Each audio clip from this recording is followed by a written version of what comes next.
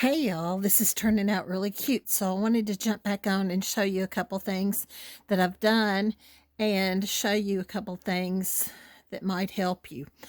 I first of all wanted to show you this little section that I didn't undercoat with the melon, and you can tell right there the difference. Probably could use another coat of the sunset orange, but I don't think I'm gonna do that. I'm gonna dry brush it here in just a minute and see if it helps. Also, I had painted this pumpkin, spiced pumpkin, and honestly, there's not that much difference between the two. So, as I said earlier, if you don't have sunset orange, if you have spiced pumpkin, you could use that on your pumpkin and on your truck. It doesn't matter. There is a wonderful resource on the Deco Art website. It's under Learn. It's a highlight and shading chart. And if you change colors and you can't figure out what to shade and what to highlight, that gives you a starting point. It's not the gospel, because I don't think you will ever find sunset orange using Tuscan red to shade, but I love orange, yellow, and red together. Those are just some of my favorite color combinations. But if you have no idea where to go, it gives you a start. So keep that in mind. It's the Deco Art website, decoart.com, under Learn.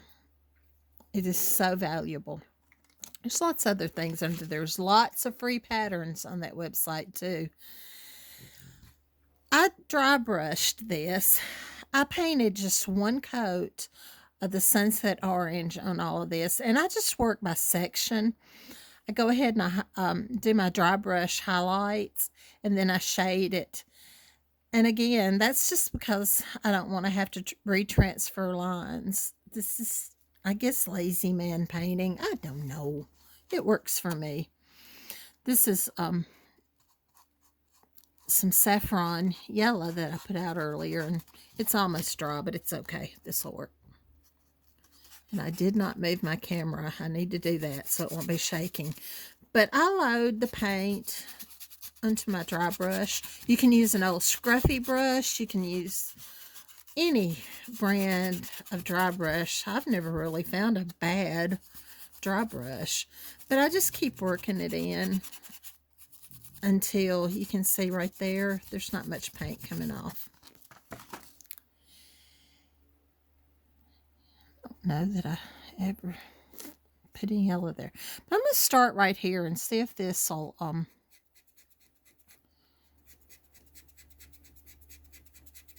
help. It does, but you know what? You can still tell a big difference. I might go back and put another coat on that. I don't know. But anyway, I got a little too much of the paint out. A little bit more left. But I just dry brush. Some people have problems with dry brushing. I think they leave too much paint in the brush, and that's just about too much right there. But I keep working on it, and it works. Ugh. Y'all, I am so sorry.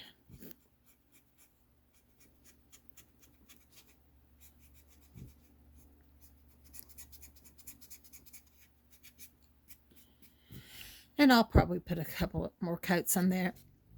Something else that I did is while I had this yellow on here, I put a little yellow dry brush in the froggy and here on the cupcake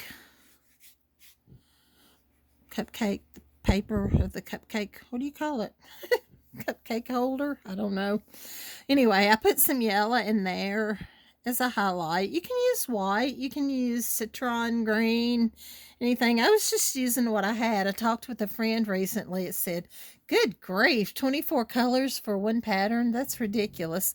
And sometimes it is, but if you think about it, for every base coat you have, you want to highlight and you want to shade, and that can add up really fast. So, A lot of times I'll do little shortcuts like this that don't matter. Where the caramel of the apple is, I put the yellow there because the caramel, I used honey brown on that, and the caramel kind of has a little yellow tint. I think it looks good. And I put some yellow in the apple. It's just like I said, I guess I'm a lazy painter. I don't know.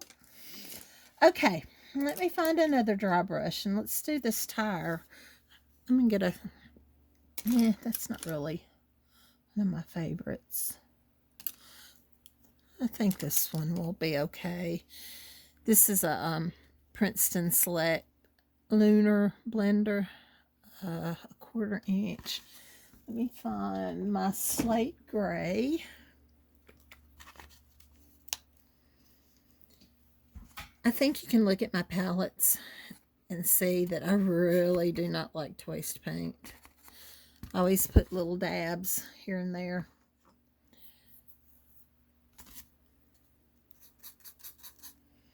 Okay.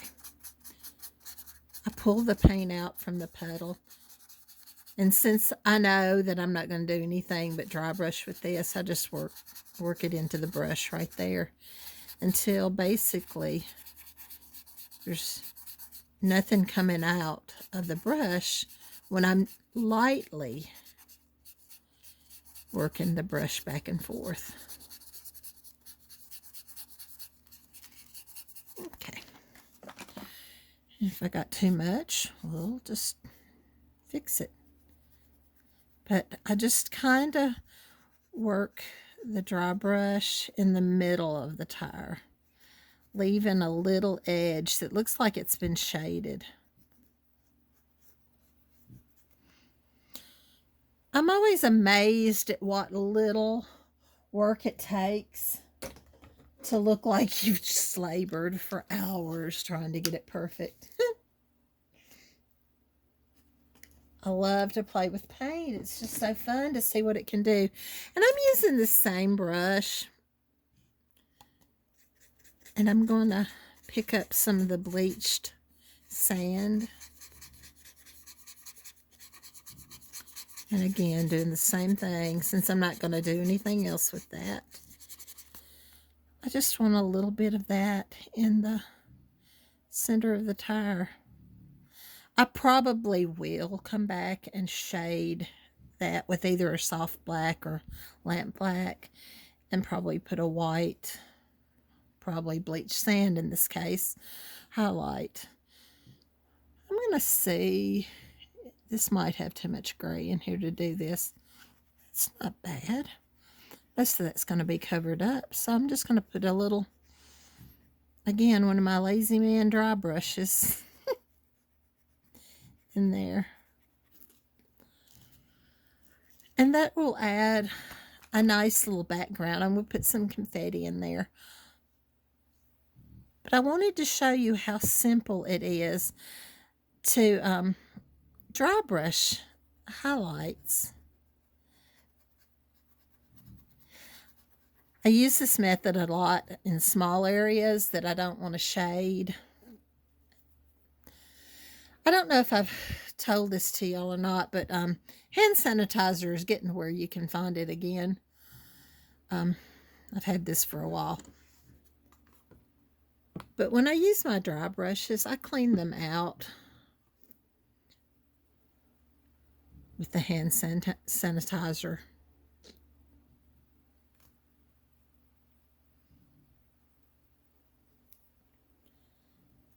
If you've got dried paint and some other brushes, you can use this too. You don't want to do it a lot because it will ruin your good brushes. It'll dry them out. And you don't want to do that. But sometimes primary colors are so harsh and stain your bristles of your brushes. Sometimes I will use a little hand sanitizer on them every now and then. But look at that. It's just perfect. I use this a lot. As a matter of fact, before I started the video, I was cleaning out my dry brushes. I have a bad habit of just setting the dry brushes aside. I don't lovingly care for them as I should, but that's okay. So I think that's all I wanted to show you for right now. And I'm going to go ahead and add some more details. I'm going to freehand most of this stuff. Oh, I know what I wanted to show you. I am a person who really likes to use paint whenever I can, but I have found these Tiki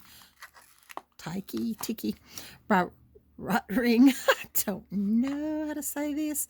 Anyway, these are wonderful pens that I've really enjoyed using in this set. And I got them on Amazon. In this set, it's 0.3, 0.5, and 0.7, I think. Yeah.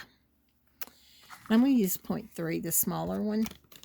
Normally, I do all of my outlining with paint, but I thought I'd show you something different. If you're not as sure of your lining as you want to be, most of my lining, I don't care if it's straight or not. I think it adds character. But on smaller things, sometimes it's easier to use a pen. And this, I'm going to show you, I always outline my little frogs. And so I'm going to get his eyes outlined and his body, his legs and feet.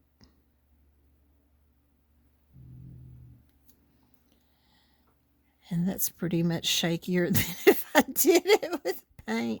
That's okay. I'm going to go ahead and put his smile in there and 2 little dots for his nose. I am going to put the eyeballs in there with paint. But anyway, see how easy that is? And you know what? While we're doing this, let's go ahead and add our little springs. Let's start at the bottom because I'm not really sure where that ends.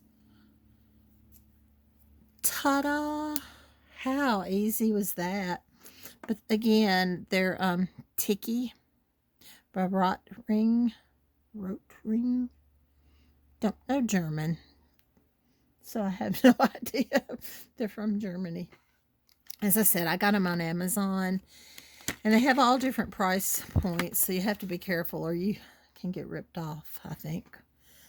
But I think that's true of Amazon anyway. I love Amazon, but you gotta be careful.